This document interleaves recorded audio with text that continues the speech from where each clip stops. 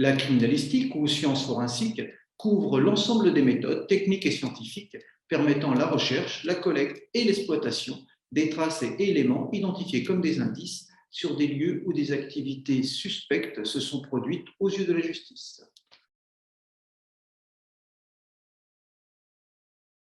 L'exploitation, par les diverses disciplines de criminalistique, des éléments découverts par les services de police a pour but de déterminer l'existence ou non d'une infraction, de déterminer le déroulement des faits et de lier une personne à un lieu ou à un objet.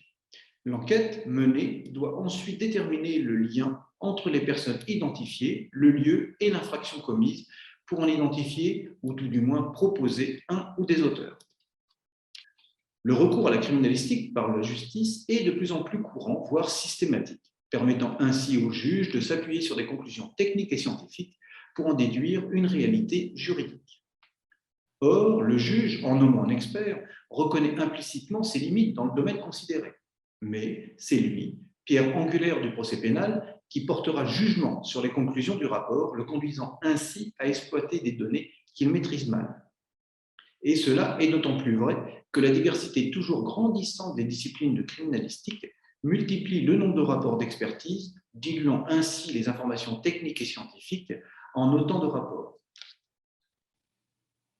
C'est pourquoi une synthèse de ces rapports d'expertise s'avère utile pour réunir les différentes conclusions expertales dans un unique document où il est facile de voir comment l'indice est arrivé en procédure et quels sont les différents résultats de son exploitation criminalistique.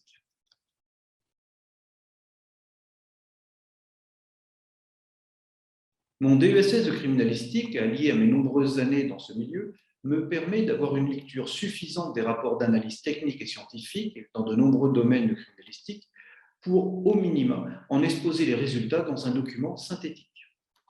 Et il faut savoir que depuis 2019, le laboratoire d'analyse criminalistique propose un nouveau type de modélisation 3D avec CRIM 3.0, qui permet de modéliser des lieux actuels, anciens et même qui n'existent plus, et de s'y déplacer librement.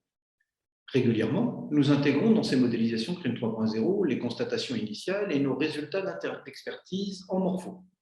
Il nous est donc également possible d'intégrer les résultats de toutes les autres analyses techniques et scientifiques à partir des indices référencés sur les lieux modélisés ou à partir de boutons ajoutés à l'écran selon la situation. Par exemple, dans la modélisation qui nous sert de modèle et qui représente de faux faits dans un lieu réel, un altère est retrouvé à proximité du pied du corps. En cliquant sur le cavalier 2, nous visualisons deux boutons nommés photo et analyse. Le premier donne accès au cliché, où l'on voit ce cavalier 2. Le second donne accès à tous les résultats d'analyse menés sur l'objet. Ici, par exemple, génétique et digital. En cliquant sur le premier, on retrouve le résultat génétique obtenu à telle date par le laboratoire X. Et bien sûr, la code procédurale. Et en cliquant sur le second, on a accès à au moins une vue du lieu découvert de l'empreinte, si cette photo existe, et le résultat obtenu à telle date par le laboratoire Y, et toujours la code procédurale. Ce type de vue permet de voir en même temps l'objet, les conditions de sa découverte et l'ensemble des résultats d'analyse technique et scientifique.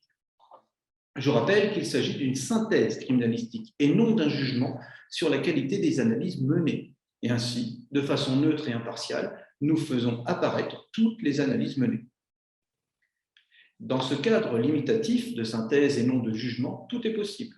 Il n'existe aucune limite à notre synthèse criminalistique CRIM 3.0. Tout type d'analyse technique et scientifique peut être intégré à notre synthèse criminalistique.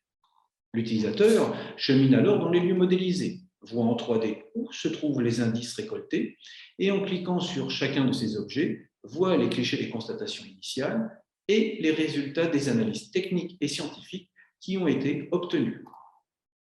Cette synthèse criminalistique, CRIM 3.0, éclaire de la façon la plus intuitive possible le magistrat au sujet des lieux, des indices et de leur lieu de découverte, et aussi de l'ensemble des analyses techniques et scientifiques réalisées, et tout cela en une seule vue.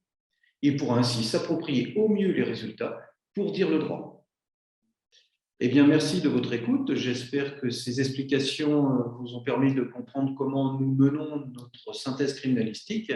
Nous restons à votre disposition si vous souhaitez de plus amples informations. Je vous souhaite une bonne journée. Au revoir.